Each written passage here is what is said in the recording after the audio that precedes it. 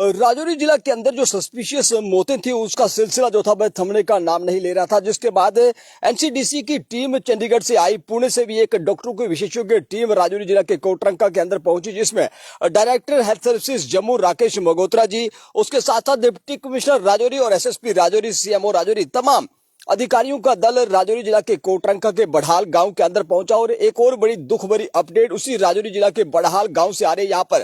पहला मामला जो था वे 8 दिसंबर को फूड पॉइजनिंग का सामने आया था, जिसमें एक ही परिवार के 6 सदस्य जो थे अचानक बीमार वोमिटिंग की शिकार होने के बाद उनको राजौरी के जीएमसी मेडिकल कॉलेज लाया गया, जिसके बाद रेफर जम्मू कर दिया गया। और लगभग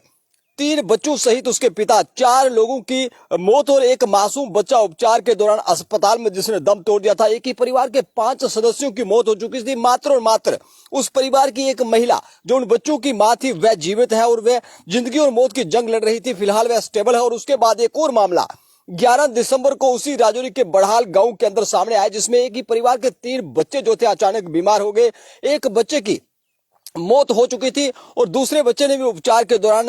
अस्पताल के अंदर दम तोड़ दिया था। और तीसरा बच्चा जो बीमार चल रहा था उसकी सीरियस कंडीशन को देखते हुए जम्मू से चंडीगढ़ रवाना करते समय देर रात को कल उसका भी जो था निधन हो चुका है। दुख भरी अपडेट है कि उसी परिवार का बढ़ाल के मोहम्मद रफीक का जो तीसरा बच्चा बीमार था उसको चंडीगढ़ ले जाते समय अस्पताल के रास्ते में ही उसने दम तोड़ दिया और तीसरे बच्चे की भी दुखद मौत जो थी वह हो चुकी थी। और संदिग्ध परिस्थितियों में लगातार मौतों का सिलसिला राजौरी के कोटरंका के बढ़ाल गांव से सामने आया, जिसके बाद प्रशासन ने भी पूरी मशक्कत के साथ वहां पर विशेषज्ञ डॉक्टरों की टीम बुलाई। जम्मू के मेडिकल कॉलेज से विशेषज्ञ डॉक्टर वहां पे पहुंचे और लगातार वहां पर सैंपलिंग पूरे के पूरे गांव की रैंडम सैंपलिंग जो थी वह की गई और किसी भी प्रकार की पुष्टि अभी सामने निकल के नहीं आई और मौतें जो थी वह लगातार हो रही थी, जो प्रशासन के लिए चिंता का सबब बना हुआ था। और तीसरे बच्चे ने भी अंतिम सांस जो थी वह ली।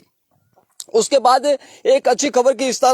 समय जम्मू संभाग के तहत आते जितने भी जो समर जोन थे विंटर वेकेशन के लिए लगातार अभिभावकों की मांग उठ रही थी और उस पे डायरेक्टर एजुकेशन जम्मू से एक जो ऑफिशियल लेटर जो था प्रिंसिपल सेक्रेटरी एजुकेशन डिपार्टमेंट के नाम लिखा गया था और वहां से अप्रूवल जो था मिल गया है। सोर्सेज के हवाले से खबर निकल के आ रही है, जिसमें अभी आधिकारिक पुष्टि बाकी है, लेकिन 25 को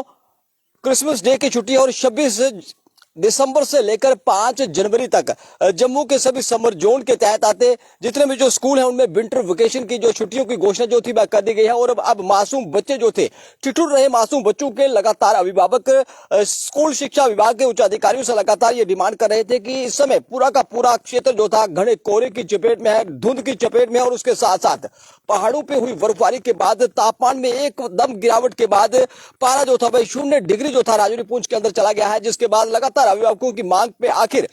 डायरेक्टर एजुकेशन जम्मू मुठी कैंप के कार्यालय से जो एक रिक्वेस्ट कमिश्नर सेक्रेटरी के कार्यालय तक भेजी गई थी उसको अप्रूवल जो था वह मिल चुका है और आधिकारिक पुष्टि अभी बाकी है। लेकिन 26 दिसंबर से 5 जनवरी तक समर जोन के सभी स्कूलों में विंटर वेकेशन के लिए घोषणा जो थी वह कर दी गई है और सभी प्राइवेट और स्कूल सरकारी स्कूल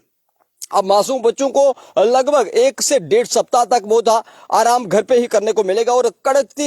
इस कड़ाके की सर्दी से बच्चों को निजात मिलेगी। और लगातार सभी एक ही प्रार्थना कर रहे हैं कि कब बारिश होगी, कब इस कड़ाके की सर्दी से जो थी वह राहत मिलेगी। लेकिन फिलहाल बच्चों के अभिभावकों को और मासूम बच्चों को राहत जो थी वह मिलने जा रही है और 26 से लेकर 5 जनवरी तक सभी सरकारी और गैर सरकारी स्कूल जो थे वह बंद रहेंगे। आप देख रहे हैं बाउसस। जय हिंद, जय भारत।